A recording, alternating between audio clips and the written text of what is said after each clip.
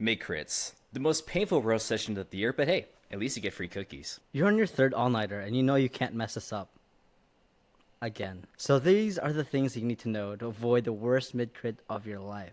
In this episode, we'll talk about our major struggles and learning points in our critiques from the last 5 years of our architecture school journey. We're going to talk about how to not cry during these roast sessions, how to prepare properly, and most importantly, how to get what you need to take your project to the next level. So, raid the midcrit snack table, drown yourself in coffee, and let's get into this.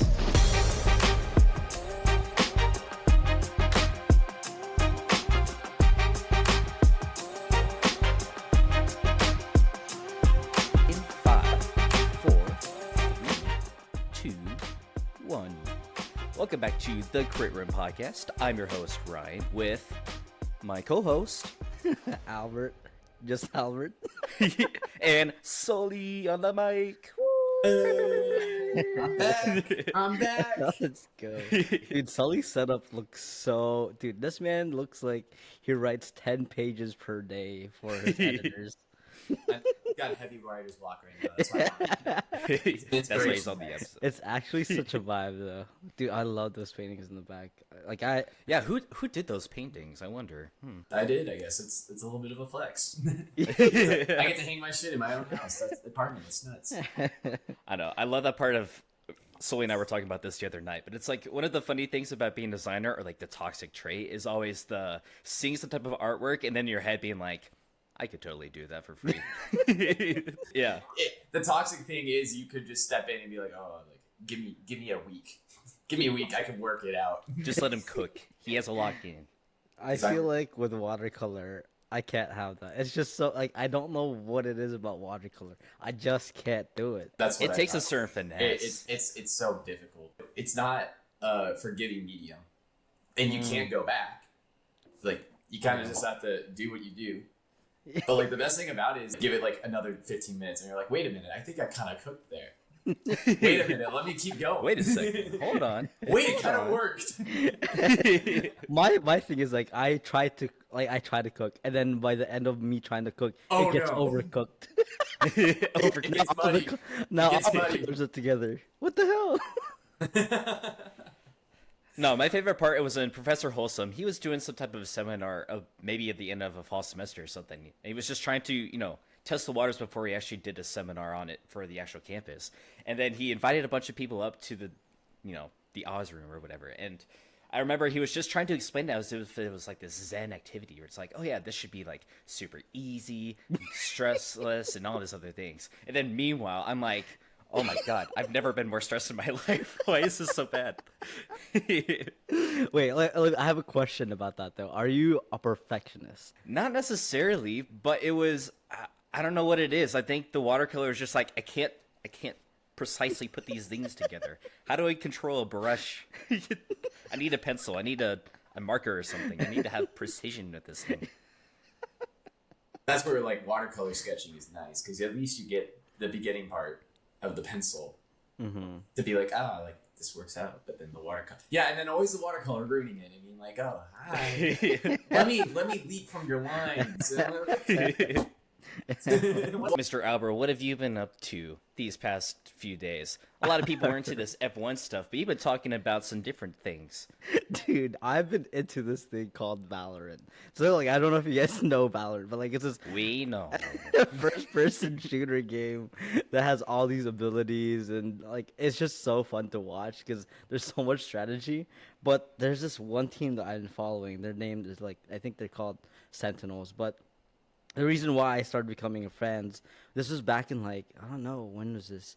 Back when COVID was happening, or before COVID, the team Sentinels went international, and they fought against the best teams of the best, and they never lost a single map. And it was like this thing that was like, wow, no one's ever done this before. And I was just The like, Max dude. Verstappen of Valorant teams. Yeah. And so from there, I was like, I'm a big fan. I just been watching their games, but after that specific championship, they just have not performed at all. And so this is like the first time that they've gone back to international, and right now they're going in their finals against one of the best teams, and it sucks because they are such a big disadvantage right now. It sucks, and so I'm so mad about that, but it's okay. But is it an underdog story? Yeah. It really is because no one thought that they would do so well, and then coming out of Americas, being the winner of Americas, and then they're like, oh wow, these guys are actually so good, and then now they're in their finals, and it's like, wow, they're coming back, they're telling the story again. This is going to be a legendary. No, I thought it was kind of funny because like some people right now are waking up at 4 a.m. to watch F1 races and all that. Albert's waking up at 4 a.m. to watch the Valorant things going on. Dude, I want to see people click heads. And you're done. We got our meet and greets out the way. I think we dive into this topic. If you haven't known already, we're talking about mid-crits, you know? So most of it is just, again, learning from our mistakes. What did we go through? What did we learn? How many times did we cry? How can you not cry from your things? That's what we're here to talk about today. Yeah. Suck it up. Ryan and I were just talking about this, but like, we might get canceled for this, but I'm starting, like, as I'm working on these certain things, I'm starting to think maybe mental health is just a societal mindset. Construct. Like, maybe we care too much. You're becoming an old school dad there, Albert, with that mentality. It's just bottle it in, bottle it in. You got too much about bottling it out. Let's bottle it back in, boys. Come on now. Life is a pendulum, right? No. Okay. Let's dive into the first question, shall we? One of the things that I think could really be interesting to hear about is, you know, like, what were your biggest regrets with mid-crits in not preparing properly? Because you're thinking about it, like, especially if you've never done your mid-crits before, if you're in your first semester or whatever, and you're just, like, panicking. What do you do? How are you supposed to get through these mid-crits? What do you set yourself up with, and how do you, like, what do you need to bring? What do you need to prepare for? All this other stuff. So, thinking back on our stories, right, I'm trying to think of specific moments where I remembered, like, really learning the lesson of, like, oh, shit, next time I'll definitely remember to do that because that was embarrassing that I forgot this super, like, obvious thing or whatever. So I have had this, like, thought locked and loaded before, but He's locked in. you remember in Professor Big Brain's, like, Galaxy Brain's Galaxy Brain. I don't know if it's a mid-crit, but it was a final presentation for the coding type of project, right, for architecture. Yeah. And I remember I just did not get much sleep on that day. And so when I went up there to present, I was just rambling on, and because my thing was Been about there. parallax, and my sleep-deprived brain was like, how do I explain this? And then I kept going back again and again, and it just would not make sense until, like, one of you guys stepped in for me. I was like, yeah, this is not going good. Yeah. It's that moment in Infinity War, or was it Endgame? I forgot. But it's like Thor's just going on his little rampage or something, and then was it like Robert Downey Jr.? He just comes up, he's like, okay, we're done. We're just like, no, I'm not finished yet. I'm not. Yeah. No, yeah, it was just so, because I was so sleep deprived, and when I'm sleep deprived, I just don't perform well, and it's a scary thing because I learned about this my first year, because I remember in my first year, every single project, I would do one all-nighter right before the presentation, and every single time I did that, I just did not perform well, and, like, I would have the worst presentations of my life. And then coming back to fifth year, I should have learned that, but I was like, why did I learn that? I don't know how else I would have prepared other than actually sleep for that one. Yeah. I mean, biggest takeaway, get some sleep before these mid-crits, I guess. Or even any presentation. Yeah. The mid-crits I enjoyed the most were the ones where we never really did it, but I was a part of them. With our first years, when we were asked by first year professors to go talk to and do mid reviews, oftentimes they were more of a gallery style, where everyone ended up presenting to an individual, like, very informally, and also multiple times. Actually, real quick poll.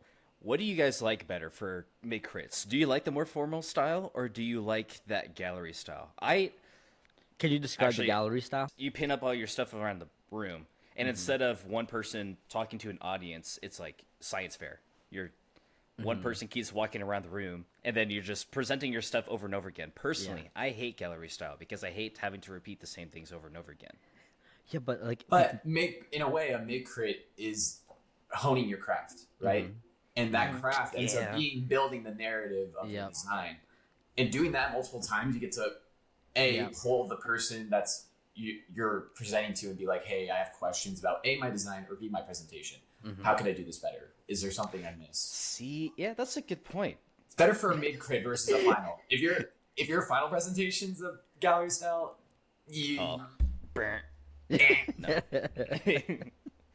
I do like the gallery style, but I do think sometimes it's so chaotic I can't focus. It can be very chaotic, especially again, it feels like a science fair. There's everyone presenting. You maybe didn't get enough sleep. Maybe it's just a lot of us may feel everything going on like this. There's too much. There's too much activity. You're overstimulated. I think a lot of designers can feel that way. So it has its negatives, but I think for a mid-crit, it's extremely nice. That's a good point, actually. Yeah, because the way I was looking at it before was I like to think of them almost like miniature TED Talks, where you put all this effort in. You're really just wanting to show like a show and tell, like look at all the work I did because I put so many hours into this. I'm crying for this project. Please just let me talk.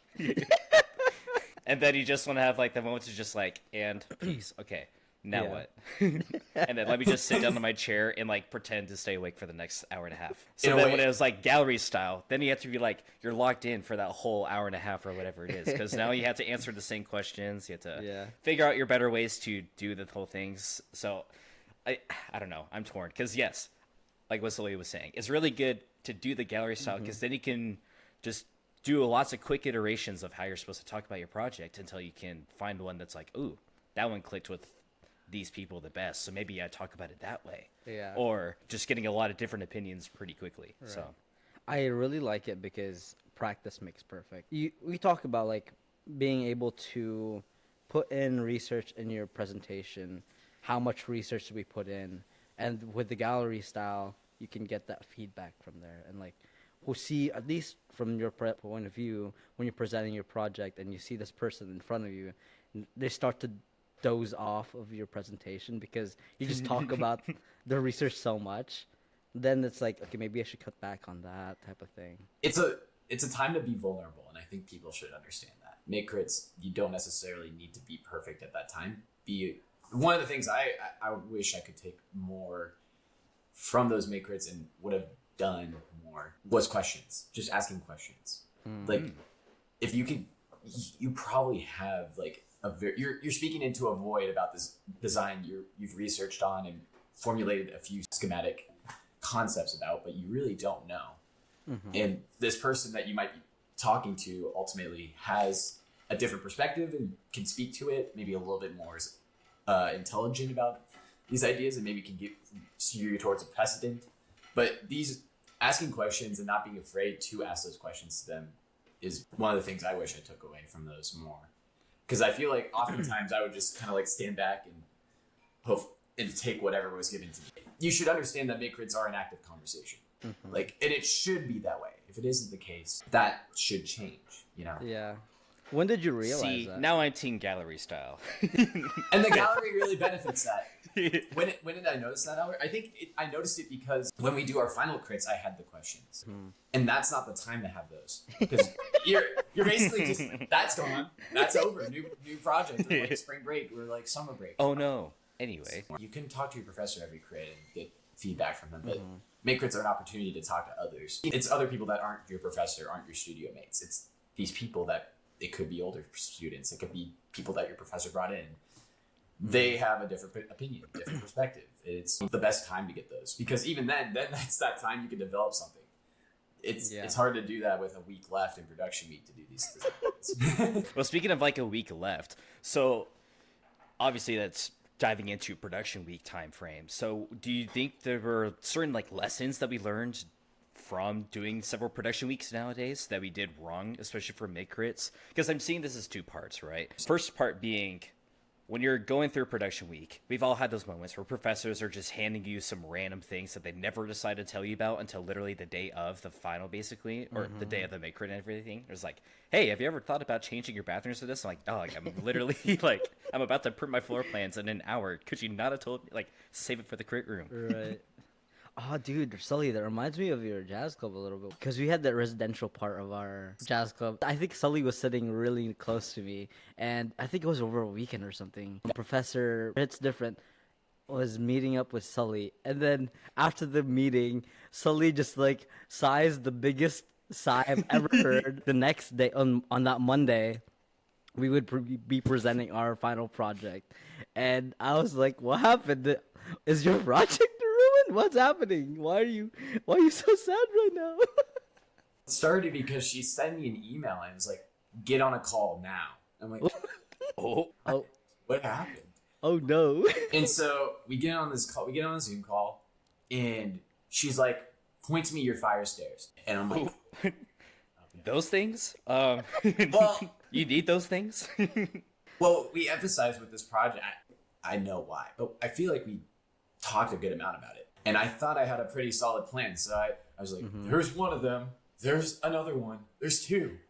But how my building worked is that the basement for this was the jazz club. And it was the one part connecting everything. But once you got to the first floor, the second floor, the third floor, they were basically cut in half. Based on my rough understanding of occupancy, I thought the basement needed the two stairwells. And then as you got up and up and up, there wasn't going to be as much people. So you probably could have worked with one. And that was my logic. That's like how I explained it to her. But I was like, how did you not recognize this? Right? Like, Well, you were I third year too. You didn't know feel about like we've this. had active conversations. Yeah. And so she's like, okay, I understand where you're coming from. And we could just gloss over this. Don't talk about it. And I'm like, well, no one's going to talk about it already. Like, if my review involved them talking about it, it would be another stinker for me. I would just take it. I'd be like, you know what? This happens to me, man. Every single time. Every single time. But yeah, no, it didn't come up. And I definitely sighed because I feel like it wasn't more of a sad sigh, but it was more of a, well, that could have went way worse than I thought. That was a bullet. That. It was just so funny because the call now and the urgency behind that was so it sounds urgent. so scary. I was like, what did I do? Solvin, Pack your computer. You're gone. You've been eliminated. Ryan, you have some stories, right? What was some of your stories about this stuff? This is my biggest pet peeve, is when professors during production week are asking you to print things out for them to draw on, as if you're not doing this for the critique that's like later that week. It's just one of those things like, why are we putting the extra work in process? Like, just let me save your critiques for the crit. Like, does that not make sense? It's production week. Can I not just do what I need to do? There'd be moments where it's just like, I'm working on creating the floor plans. I'm trying to just get them to a point where now I can add a little bit of detail to them and whatever else. And then it's just a constant like, oh yeah, can you print these things out so we can talk about them? Like, it's on the screen. What do you need? Like, why do I need to print them out?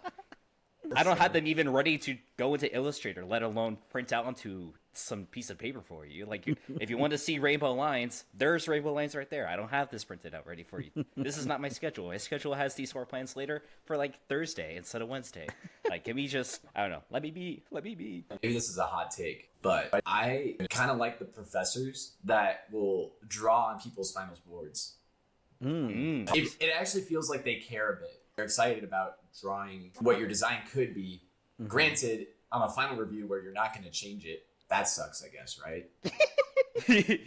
Just this big red mark across your render, like, oh, the pain. My chest hurts. Like, on a mid-crit, like, all that stuff is temp. You know your design's going to change, so it's like, take the wheel. Like, if you got something in your mind, man, go for it. I agree. On mid-crits, that's nice, because then you know exactly what they're talking about. You're not trying to decipher their architecture. They can just draw it on there for you. And like, okay, you made your point. What's like the extra crossing out really all that necessary? That one just felt personal. There's some professors that take it personally, for sure. I remember we were so scared of that ever happening. Or even like a model being like ripped up. Yes. if the Especially model first being year. oh, like all my hours gone. Maybe the Mental model health actually is sucks a lot more. But mental health is a social construct, Sully. Don't you know this? it's validating. Actually, this reminds me of one of my more favorite funny midcrit stories, and this ties in with what you're just talking about. So we had a gallery style midcrit that was up in that Oz room or something. So I forget what year it was. It was probably first year or second year, but Yeah. we were all putting out like our models, had a few like printouts on 11 by 17s or whatever, because it was just a small. Or it's a larger room, but we just had small tables. So the idea was you would all just stand in one place, and professors and some critics would just cycle around you or whatever. And we were also combined with like 2 or 3 studios. So you were supposed to pair up with somebody that was not in your studio, so you could have that, completely open mind approach to looking at your project from an outside perspective. But then the funny part is all the professors and stuff would do that too. So all the tactics that we were used to seeing from our professor, they've never seen before, right? So this comes into play when it comes down to what Sully was just talking about. So I was there, we're in like a group of 3, the professor comes over, she's looking through it, I do my little spiel, gets the feedback, second person does their little spiel, does the feedback, and meanwhile they're like doing their normal stuff like circling on the papers and the red pen or whatever, just whatever, the typical stuff. The thing that they didn't realize, the third person, was stuff that we've been seeing all semester long, so it didn't even phase us. But all of a sudden, the professor was holding up the third person's model and says like, you don't really need this, and literally just rips it off of the model. And then the person's just like blank stare at face, like, just looked like they witnessed like a murder. It's just like, what? All of us are like, this is normal. Everyone else is like, what did she just do? Do you remember the Spider-Verse movie? The first one? Where Peter B. Parker got the computer, right? And they're running with it. Miles is running with it. And then Peter's like, good news. We don't need that, the monitor. Yeah. Literally, Professor Goat just comes on and be like, you don't need this. Rips it off. They're like, what? But actually, I did it. Wait. Ryan, speak to an epiphany-esque moment with your mid-crit, your third year Boys and Girls Club. That differing perspective. Your concept was like one thing, right? It was... So this goes into more of like our, how many times have you had to restart after mid-crits or whatever? For me, every single time. It's like, I'm pretty good at starting out one way, but then I just can't see past whatever I've done first. So I usually just develop it all the way to the point of the mid-crit and just see like, okay, let's see what happens. It's open season. We'll figure out what happens after that. But then almost always it's just like okay, we're just going to completely restart because there's no way I can salvage this. Scrap that. But the thing is, like, the ideas are usually fine. Or, like, the concept is usually good. It's usually just the execution part that just can't work after the feedback that they gave. So I'm like, crap, you got a clean slate. We're starting over from fresh and whatever else. So what Zoe was talking about, for the Boys and Girls Club project I was doing, I was trying to go off of the, like, fundamental pillars that they had the foundation set on. I can't remember the name, or the exact pillars or what they were called exactly. But it was, my idea was the building itself grouped its program in vertical volumes as if they were actual pillars. So it's like the recreation was all aligned. If you looked at it on plan and stacked the plans on top of each other, all those like recreational plans were stacked on top of each other in floor plan. All the knowledge ones were stacked on top of each other, and all the like whatever ones were done that way. So the biggest change of it all was people were saying like, this doesn't really work too well because you're trying to have like second year or like second graders and fifth graders use the exact same spaces on different floors. And like, that doesn't work because you have to maintain that privacy between the 3 levels. I'm like, well, shoot, I can't, like, this whole idea is scrapped then. I can't do this. And then one of the jurors was like, well, what if you just like rotated your pillars to be layers and you just did it that way? And I'm like mind blown. Just like, wow. Oh my, this is why we got mid-crits, because that's a way better idea. They conceptually did the model flip. Yeah. The concept model flip. Like, just walked up and you're like, wait a minute. He's onto something. What about you guys? What was your like funniest moments that you witnessed from crits? Okay, this is like a final crit. So it was during Simona. We were saying that, this one was the most emotional project for majority of people, especially for me. I was going into it. I'm gonna make the reviewers cry. I'm gonna make this person cry because the story is so heartfelt. And I come up to the presentation. I present my project. As I'm telling my story, I'm just like, oh, why is my throat feeling like this? Why is there water going down my face? Why is there a river coming at me right now? Why am I eyes sweating? Is there onions? It was just so funny because I wanted it to have an emotional impact on them, and it turns out I had the emotional impact. Which like I feel like some of them actually had an emotional moment as well because of the story. Well, the funny context to that too is like this entire time we've been having these, I guess you could call them mentors in a way, but we had guests that would keep coming back to our studio regularly, and they would just pitch in ideas from, like the one that Albert's talking about specifically. They were from San Antonio, so they're very well versed in the art scene and just learning about the diversity and the cultures of the particular area that we were building our project in. So then while she was talking to us throughout the entire semester, she was just a very passionate speaker, and she would be able to find a lot of those deep emotional details behind all these stories that she would tell us. So then there'd be moments where like all of us would be leaving at the studio being like, wow, that was kind of heavy. Yeah. I'm feeling a little emotional after that. Yeah, So I then need to go get a Albert, break. already kind of being more prone to the idea of like the poetics of architecture at that point and just like knowing how to put the emotions into his projects, we were all like, all right, Albert, now's your time. You got to make that person cry for all of us. So like, you are our champion. We are tributing you. And then Albert went in and that critic just like Uno reverse carded him. It was just interesting because like, no, not that specific review. None of the critiquers, none of the jurors had anything bad to say about my project. Maybe it was because I I cried a river, but I don't know what happened there. But it was just Like like, he can't handle anymore. He's already tapped out.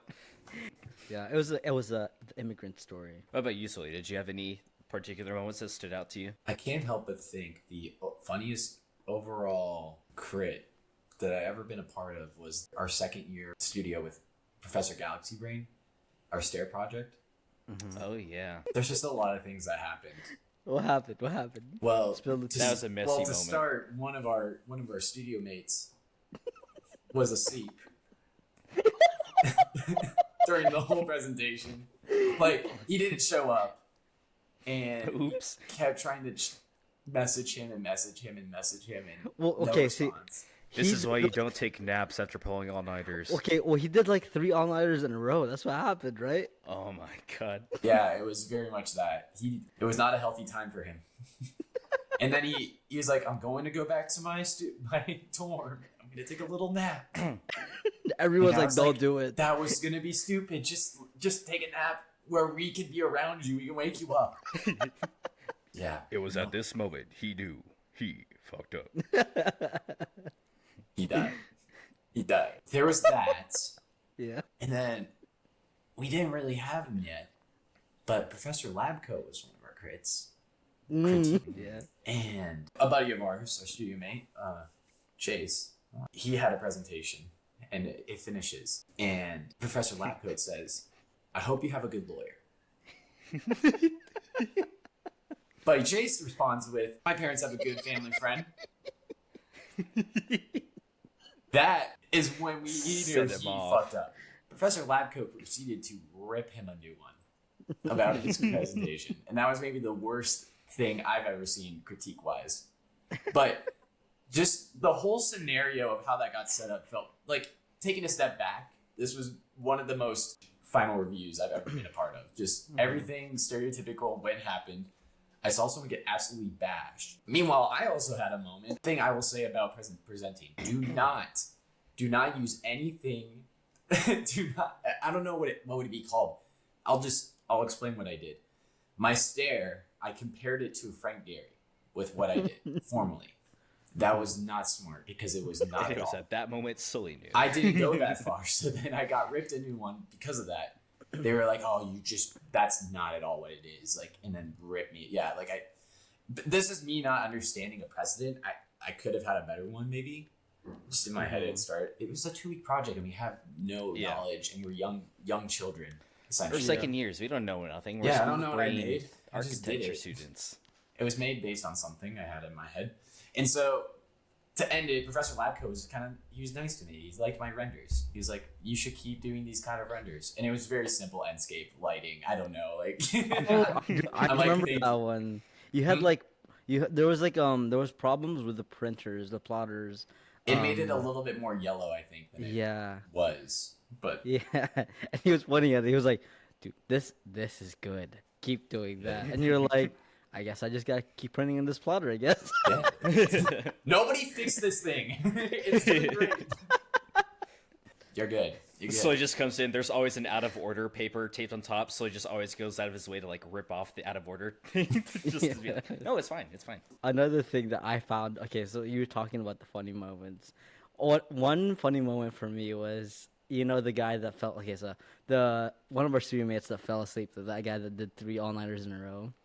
Well, whenever he would present up there, he would always just get in his own head. But for the specific project, he was looking at me, and I was like, "Why are you looking at me?" So I'm about to laugh, and so this guy started laughing in front of doing his presentation. Nervous laughter too. Then what happened was he points at me. He's like, "This guy started laughing," so I'm laughing, and I'm like, "Whoa, why are you putting this in me now? Why are you throwing me under the bus?" He's so doing funny. some audience work. The crowd work was immaculate. Or crowd work, yeah. Okay, actually, while we were just talking about like nervousness, I do want to, just so that way it's not all a bunch of story time, I do want to have a little bit of some knowledge nuggets for people out there. I do want to talk a little bit more about how to get over the feelings of nervousness when you're doing your presentations. Again, when you're a younger year, all this is brand new to you, so you have nothing really to base it off of usually, unless you're doing like a bunch of public speaking. Even third year, fourth year, and all that stuff, I still feel nervous when I was doing presentations. Even the Mako stuff, that was crazy too. Having to go from preaching to a classroom all of a sudden to preaching to like a crowd of 100 people or so. I'm like, this is a big jump. This is a little.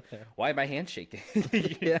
So I was just curious, like from your guys' experiences, do you remember being super nervous before and finding ways to get over that nervousness, or something along those lines? For me, it was a lot more on the lines of, I know that if I don't at least practice doing something with my presentation, or at least like rehearsing the lines in my head, then I get super like performance anxiety and don't exactly remember what I want to talk about.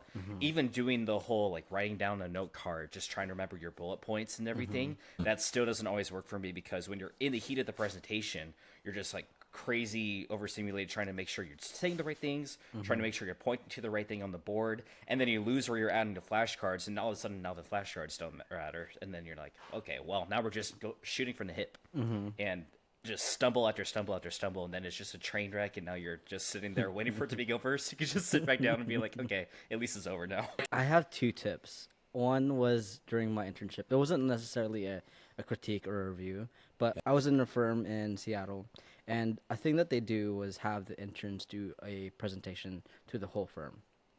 And so we would be talking up there in front of the whole firm, talking about our projects that we did, a whole theme of what the projects that we were doing, and we would be talking up there for about 30 or 40 minutes. And so comes time when I was about to present, and I was telling my mentor, who was the intern mentors for all of the interns in the firm. I was telling him, "Hey, I am super nervous because this could be my make it or break it moment for this really famous firm." And he was like, just chill. And do you know about this specific? I thought it was like Navy SEALs or something. Navy SEALs breathing technique. And I've heard of this. And I was like, no, I've never. What is that? And he was just like, okay, so the Navy SEALs, before they would ever go into a specific situation, what they would do is do the Navy SEALs breathing technique, and it would be 4 seconds breathing in, 4 seconds Hold breathing it for out. 4 seconds. Yeah. 4 seconds breathing in, hold 4 seconds, and then 4 seconds breathing out. and I did that for, I don't know, like a whole minute or so. And when it came down to like presenting, I was the most relaxed I've ever been in presentation mode. I was like, I was not stumbling over my words. I was really, really relaxed. And I would definitely give this a try for you guys as well. And dude, you'd be surprised in how well that actually works. 'Cause when I was sitting No, there, really. when I was sitting there and he told me this, I was like, this is never gonna work. This is like some quack doctor type of this tip doesn't work. And so I actually did it, and oh my god, it actually worked. And so I would suggest that before you guys actually present, just it's like some sort of meditation almost. But another tip that I had was, so usually when I present and I don't have, when I present and I don't have a specific bullet points and stuff like that I want to talk about, I just ramble on and on and on. This is the stuff that I was learning, and I learned about myself ever since freshman year. I would just ramble on about my projects. And so what I did was I would write down my narrative. So from the beginning of the intro to the things that I did for my architecture, and then just wrapping it up with like a little bow in the end. And so I would write down all the things that I was going to say in the presentation, just so that when I get up there, I'm not rambling on. And it helped me out my first year because it sorted out a lot of things that I was thinking about. And then I realized my second year that, why don't I just read off of this paper that I wrote down?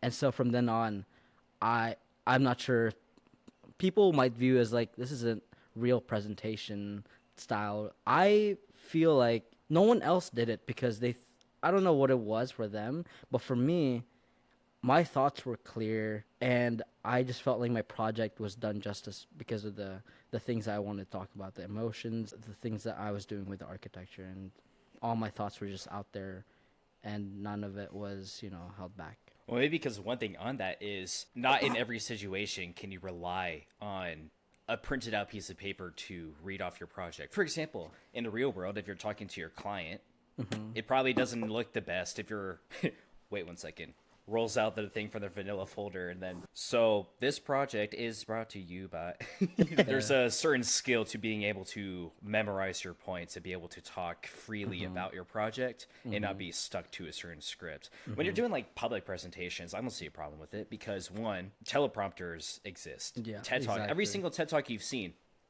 I don't know this for sure, but I'm pretty sure they have teleprompters that are out in the audience. So when the person is out there talking, secretly they're reading some board in the back of the room that has their script already uploaded. I'm sure there are some of them out there that just shoot from the hip, but I think there's a lot of things out there where it's just like they read from a script and that's how they deliver their points clearly and precisely. Right. And I think my point of view in that one is that when you're talking on, like, it's on a one-on-one basis, right, with a client, I don't think you necessarily need a script that you're reading off of. But when you're presenting there in front of all the students that have never heard your project, 3 different critiquers and reviewers that have never heard your project, I think that this is like for me, was the best way to show what my ideas were and tell them, hey, this is what makes the project so great. Yeah. I would say a lot of what helped my ability to do midcrits, it was a very familiar feeling to when I had recitals playing the piano. So, Slowly, lore just expanded. yeah. Yeah, for a while in my childhood, I played piano. And so there would be a lot of, whether it was like I did some competitions when I was younger, but then it just became more of doing recitals and playing music for a crowd. And honestly, maybe I'm just familiar with the feeling and understand that it's okay. That's maybe my one tip, is that it's going to be regular to feel this way. Like, you're going into a presentation, the best things you can do about it is just know that you're prepared, and techniques such as I think that's called triangle breathing, Albert, if it's, you breathe in, hold, and breathe out, because square breathing is when you hold it both times. You really just need to, understand that this is normal. Normalize that nervousness, because you are presenting something that's special and it's a peak moment. But stepping up to that and being able to present, that's what makes us good presenters. And I've grown to be someone that went from thinking the script was kind of a cheat code to understanding that there's an art to it, because hell, it becomes a speech in a way. Like speeches are done. Like you're at the podium, you still have it, but as long as there's a wonderful balance between, it's not wonderful, but there's a difference between looking at it the whole time and knowing it enough where you can. It's just a guide. People have outlines. People have bullet points. People have note cards. Some people have scripts. It's whatever works for you, because in the end. These things are just helping you present. There should be no like booing at any of those at all. It's how you present, especially even midcrits. Like, have the script, be able to speak it well. Don't think it's all practice in a way. Practice makes perfect. Practice makes perfect. I don't know if we really spoke on it in previous episodes or if you guys have, but sometimes the design should stop a little earlier so you can craft that narrative, and that's something I wish I did a lot more. However, we got really good at that. You're one of the best at it. Dude, I just don't like listening to professors. So jokes. Don't cancel me, please. Take away his degree. Revoke that. Revoke it. Get him away. No, but like I realized that like my second year, I was just like, dude, it just seems like the project never ends. And so why don't I just end it earlier than usual so that I can get my production ready, so that I can actually have good nights of rest and actually present my project well. Yeah. I usually never had that luxury because A, I wasn't the king of time management back then, and B, having to restart after the mid-crit. There was a lot of work to catch back up on, compared to a lot of the other students who just had to like tweak a couple rooms here and there, maybe change the elevation a little bit and whatever else. So I always felt like I had to play the catch-up game, and I was always working till literally the last minute sometimes. So I had to come up with my own way of still having the time to prepare for my crits, because after all, like, everyone starts on the same day. So if I'm getting done the day of and Albert and Sully are getting done a week earlier, now I have like, well, shit, how do I come up with my points to talk about? So one of the things that really stuck with me was something I learned from second year, actually, which is the idea that especially when you're printing out physical boards, and this works even better if you're doing like PowerPoints or something, is always setting up your slides, or your boards in this case, to flow along the narrative that you're trying to talk about. And the whole point of that is when you're doing, the crowd work or whatever, you're just presenting to a room, you're trying to stay interactive and be a little bit of a show in a way. Like, you're trying to be animated up there and try to alert people's attention to certain areas of your board when you're talking about things, so they can put a visual to the words that you're talking about. So it always made sense to me to arrange my boards when I knew I was going to be talking about certain things in a certain order. Pretty much always having the research and diagrams being first, so like the top left, and then slowly moving like from left to right with either like floor plans or just early schematic drawings or whatever that is, and then finally ending with the second board, or like towards the bottom of a single board is like the renders and all the final presentation drawings or something. So it seems like a more or less, that seems like a pretty obvious tip, but for people who haven't heard that before, that's one of the best ones that I've used to keep myself on pace with what I'm talking about. Right. But the additional little nugget to that, I would say, is, again, trying to cram as much preparedness in a small amount of time. I would always try to draw or write down a couple bullet points, at least 3 of them for each drawing. So I knew once I point at this thing on the board, I have those 3 bullet points that I know I need to talk about. And then once I'm done with those 3 bullet points, so I don't accidentally talk forever and ever and ever, then I move on to the next drawing. I only had 2 bullet points for that one. Cool. I'll say that one, move on to the next drawing. So usually that helps to make sure your thoughts are gathered and you're talking about it as efficiently as you can. Because you only have 5 minutes to talk about these things usually, and that's already a challenge in itself. I don't know if you have any additional tips to that. I have remembered Sully's story about, it was in second year as well. These upperclassmen had set in on one of the Alangiri bathhouse project or something. And I think both of them actually were like, dude, your presentation was so good. That was like, and I remember, Sully got the fist bump from the jurors. That was the best presentation I've ever had. Dude, that was actually, I peaked. I don't know if you could talk about that, Sully. I remember that one specifically. I was like, I gotta be more like this guy. He's him. I wish I could give you a better... Lisa Nagaib. The best thing about that presentation is that I had done pretty good boards to explain the design. those times were simple, right? Simple concepts. They were simple times. Drove to simple design moves, which built the project that you had. Right. So I think what was nice about that is that it didn't feel as convoluted of a design to me. And I could explain it really easily. At that time, it wasn't like heavy research. It was just doing design moves, incorporating light, using section, especially for this. Because it was like a subtractive carving exercise for us. We weren't really like, it was almost a matter of space and just understanding how light would play with it. And that made things easy to present. I think that's probably the reason why I did really well. And if you could really reflect upon that, I was just thinking about this as you were talking, Ryan, about setting up your slides to help you guide you through your presentation, right? When you present, really think about those three main ideas, or think about that beginning. That beginning is your concept. That beginning is how you hook people, because people will be engaged with the rest of your design once you really establish that. It can be an anecdote. It could be explaining your users and how that incorporate into your design, but simplifying. In the end, this is all, like, it can seem very complex, but it all led from a simple idea. And if you can understand that it's that simple, in a way, it maybe calms your nerves. You can understand that then that outline, really highlight and understand, maybe script out that first part, but then know that those ideas can easily go from slide to slide to slide, because for you, that's what led to that plan, that section.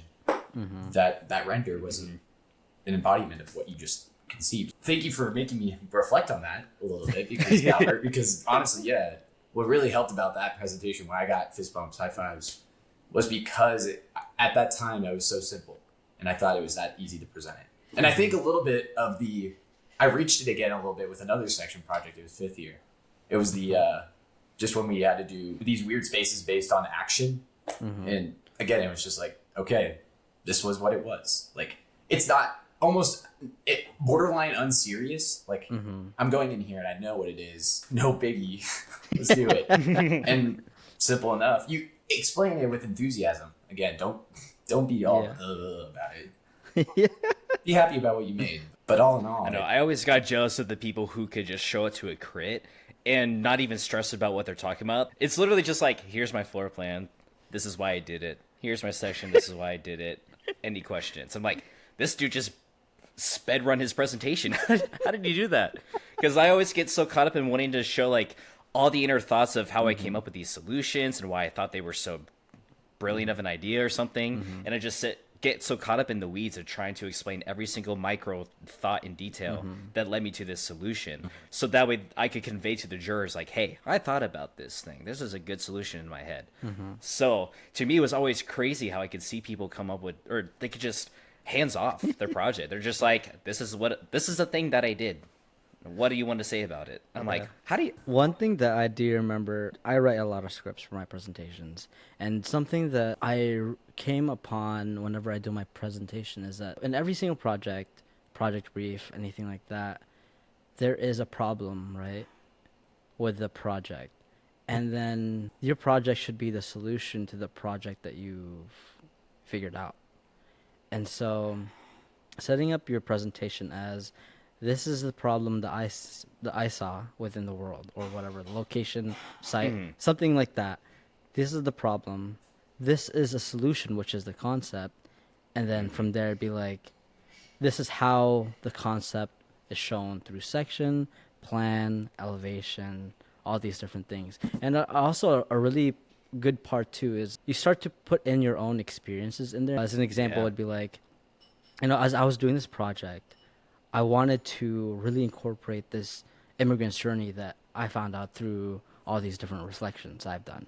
And so when I was doing this is what I figured out. First, you need to really understand what the immigrant's journey is and what the emotions they're feeling. And so the reason why they move from one place to another is because, there's a better hope in the future, and there's a better opportunity that they're trying to get at.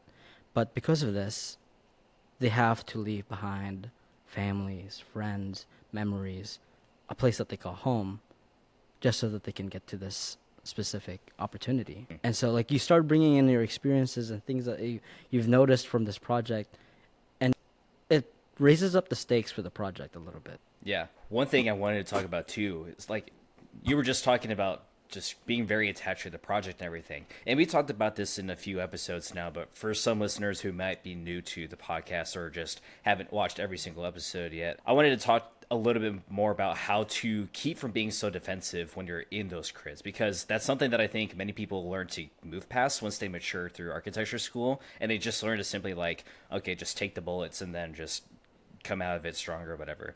But it's really easy, I think, for younger years just to hear every single comment or every single critique on their project and have an urge to take it personally, because they're so passionate about this project that they put together, and they want to make sure that everyone loves their ideas that they just created. So I don't want to spend too long on it, because again, there are other episodes if you want to get more into it. But what are some like quick things we can do to describe how to not be so defensive and just learn to kind of just let the bullets fly sometimes? Yeah. I think the best thing to say is that this whole studio experience it's learning. You're learning about how to create space, to build buildings, to draw drawings, as simple as it is. And you should really go into each presentation knowing that this isn't your magnum opus. That's going to come later on. And this is ultimately something to learn from, because you're going to get feedback from people that know a lot more than you. And so we come out of school, these high, like K through 12, becoming people in that system. You know everything in a way. Like your perfectionist nature has been crafted you to have a sense of ego. Of You got the anything A, you create. you got the 100%, therefore you mastered the material. Yep, very objective learning. To now being in a subjective major, you kind of have to understand that you're going to do some things wrong, and then people have opinions that are different as well. Like they might not see you eye to eye. Best thing you can do is learn from what they think and move on. It's a mindset change for sure. Yeah. And it's hard to do. Sometimes you're on a project that you're super attached to, and then you get bashed on it. And you never realize how attached you got to it until that happens. So you have to reflect on stuff. And then you like never emotionally recover after that. that. And there's that too. You gotta take a bathroom break. Yeah. No, the amount of times I've seen people just scurry out of their crit once they say thank you is a surprising amount. A little too many, if you ask That was me. That was one. Well, I was one of them. We all I have remember- They can be so brutal sometimes, man. They are. I don't know. But I think My biggest critique on crits is just it shouldn't be a roast session. It should just be a place to learn things. And that's kind of my take on what crits are.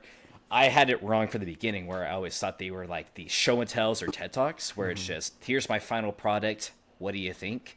It's more meant to be just like how you would take a desk crit with your professor, but now it's just 5 professors in front of you giving their different takes. So the idea isn't, even for final crits, the idea isn't you have a perfect building and you're trying to explain to them why it's perfect. You're trying to open up the conversation for how to improve it and guide it more towards where you want the feedback to go. And that's one of the things, once you start to go higher in the years, you can begin to start to carve, or I was thinking more like the water bending, like guide the critics to go a certain way in the project, to be like, okay, I really need some help on figuring out this bathroom situation, or how these classrooms are aligned. Like, let's start by asking the jurors those questions and see what they think about it. And they're like, oh, by the way, I want help with the facade because I don't know what I'm doing here, and whatever else. So, long story short, crits are for learning. They're not for presenting. Yeah. I was going to add on to that. A big part of critique time is you always have to go in there with a bunch of questions that you know, or that because you know the project the best. And so when you know all this about your project the best, you should also know the problems that you're encountering within this project. And so if you have questions, if you have set up all these questions that you know you want to talk about for this project, then you're approaching presentation as, I'm going to learn this, instead of, oh no, my idea is being attacked. Because you really do need to just like step back a little bit and approach it as, how do I make this project better? There is a more overall solution that you need to figure out, and these critiquers, these reviewers, these jurors are the ones that will be helping you in that same thing. But there are definitely some jurors out there that they're just there to make themselves look cool, and no one ever thinks that they're cool. Yeah, a lot of show ponies out there sometimes. Just to you can see it sometimes too. If now that you're have that in the back of your brain, check in your crits next time. You can start to see some professors try to size each other up and be like, who knows more presidents or who knows more buildings from this architect, or like, oh, that reminds me of this extremely obscure project from this famous architect that was only published in this one book. And then every professor's like, what the hell? How did they know that? And then they're like, oh yeah, well, I remember this project from this architect that no one seems to remember, and I don't know. That's funny that you bring that up because yeah, you definitely see that sometimes. I think that sometimes that you can see in their eyes where they're like, how do I make this critique the most enjoyable roast session ever? How do I make myself look so funny in front of these 19, 20-year-old students, and I'm a 50-year-old man? Yeah. Shots fired, shots fired, shots fired. Not a good recipe. Okay, but so last question before I wrap this thing up. I want to figure out how do you use that to fuel the post midcrit production in your projects, right? Like, what are some ways that we remember taking feedback and filtering it? I know we talked about this in a previous episode from I think last season, but you know, how to take the good and remove the bad from all of the feedback that you get, because not every comment's going to make sense, and we talked about that before. Long story short, does it fit your concept? And if it does, maybe it challenges your concept to change that, or maybe you just have to think about it a different way. However, what are some other ways that we can think about taking feedback and trying to use that in some fairly unique perspectives to make an even better project at the end of it? Because I said my piece about it earlier, or Sully brought it up for me, but the like switching my concept from being a vertical thing to a horizontal thing, and that was like, oh wow, that's pretty mind-bending. Yeah, and then just recommending some precedents to look at to get some inspiration. I think some other ones are when critics give you deeper questions to think about instead of necessarily critiquing the building itself. So then you think about it a different way. I don't know if you guys have similar experiences with that type of feedback or not. This is our last year of school. There was this person who, you know, he had done architecture, and he has a doctorate in architecture, I think. And his doctorate was about behaviors and atmosphere and that type of stuff. And a thing that he said to me that kind of blew my mind away was that overall, like, I already knew about this, but the way that he put it out so concisely and so effortlessly made me understand architecture in a different way. But he said that, like, our brains are, I don't know if I can actually do it justice, but because the way that he did it was so eloquent, but it was essentially that our bodies move because our emotions tell us to move. And so how do we make architecture so emotionally moving that our bodies just instinctively know what to do? It was such a conceptual way of thinking that it made me big brain stuff. It really made me think about how can I make architectural elements that make people, this is what you're going to see, this is what you're going to interact with, right? And that's you've seen this in my project. Like, I really thought about how the skylights interact within the objects inside the space because of this specific skylight. I also found it really interesting when we went inside this one museum here in Maryland, the Glenstone Museum. I was like, wow, this skylight is so powerful. Like, I just started to reflect about, like, what made me feel this way, and then I was like, what if I try to do this way in my project as well? You made me think about how all those midcrits felt so unserious with the comments. I just remember one professor. I mean, I could have went that way with like you did, but one professor said, "What does play look like in architecture?" And I just said, "I can't do this anymore." Good thing spring break's coming up because I can go home. Man, He was not okay. I was not okay. That's just a saga in itself. I looked like the one Sunny in Philadelphia meme of it's Charlie Day with the post-it notes, or like it's his conspiracy board, but it's just me with cardboard modeling. Here's the thing, guys. Maybe it's revealing the behind the curtain a little bit, but I feel a lot of my midcrits, I never took anything too much out of it because I never got to ask those questions. Maybe it's my presenting method, but it almost felt like there's ambiguity or just a lack of understanding between me and the critic. that I felt like I was almost as much in a rut before than I was before. Rarely did I get epiphany moments. I was always like, oh, I wish I had that guy that had like, oh, I see your building in a way. Like, look at this building. Yeah. Like, that'd be so nice. So if you do get feedback out of midcrit, the best thing to do is to, like, you don't need to take everything. You are a designer. Part of being a good designer is just not to be a yes man to every change. You have an opinion. You are building up a knowledge. Take that, look at it, see what should or shouldn't work. Because it's your design. Yeah, maybe we you ended know on what your that design is. idea then. Maybe we ended on the how do you respectfully disagree Yeah. with a critic in person. Well, Because there would be moments where like you still have to somewhat defend your project in certain ways. Like if they're saying a point of feedback and you're like, well, objectively that's the wrong way of seeing this move in You're my wrong. project. maybe I didn't explain this correctly. This is what I'm like. This would go against what I was doing because yada yada yada. Like, don't always think they're going to. Maybe there's just a misconnection. So in midcrit, don't be afraid to interject in that sense. Ask questions, and don't be afraid. Like, put yourself in the conversation. Make it a conversation. That's a pretty good rule of thumb, though. Almost always ask things as a question. Did you mean this? Or are you talking about this? Yeah. Is this what you meant by saying blah, blah, blah? Because then it's no longer an accusatory. It's now asking for clarification here. Are you off your rocker? Are you on crack? I think Sully's right on the money for this one. Presenters don't know your project all that well. They've just sat there for 5 minutes and now they know what your project is about. But it's so important to just be like, they tell you something that you don't agree with and be like, well, see, I understand where you're coming from, but this is why I didn't do that. Or like you've done all the iterations already. This is the reason why I didn't do that because this goes against a certain like the concept itself. And the reason why I didn't go this route is because this is the problem that I came up with. Do you think there are other things that I'm missing? Like, Yeah, give that's a good one. give them some space to think about why this thing didn't work out. Just always ask them for next steps Yeah. Yeah. That's if it isn't already clear.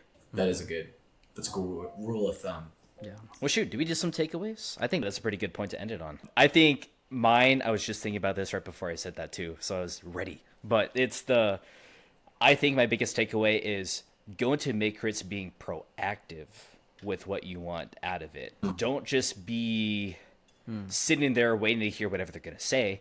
Try your best to guide the feedback, guide the questions that you need help with the most. If you know that there's a problem in your project, don't shy away from hiding it. And, you know, unless it's like a missing fire stair and you have to just make sure that just be proactive. Try to guide the feedback that you're getting so that way you can use it to your knowledge. Because nothing's worse than just getting a bunch of comments shot at you and you can't use any of them because you weren't taking the action to make sure that it was usable feedback. So that's my piece. Yeah, go in there with some intention on our side of, like, don't take it personally either. Like, this isn't on the gallery. Make it feel like a gallery style situation, even if it's going to be more formal. Like, this is a time for you to learn. This is not your best work. Maybe be good about other like show other schemes that you were thinking about and have those on the side. Talk about them. It's time for you to, if you need to flip it, it's gonna happen. Like, it's a time to be vulnerable. So, be cool with that. I just thought of the Michael Jordan, and I took that personally. That should be the thumbnail. And I took that personally. There needs to so- be the instigator studio mate. Be like, I wouldn't take that level of disrespect, to be honest with you, man. This professor's whack. You might have to drop the glove. You might have to drop the gloves, man. Firstly, I wouldn't let this It's guy do it to on. me.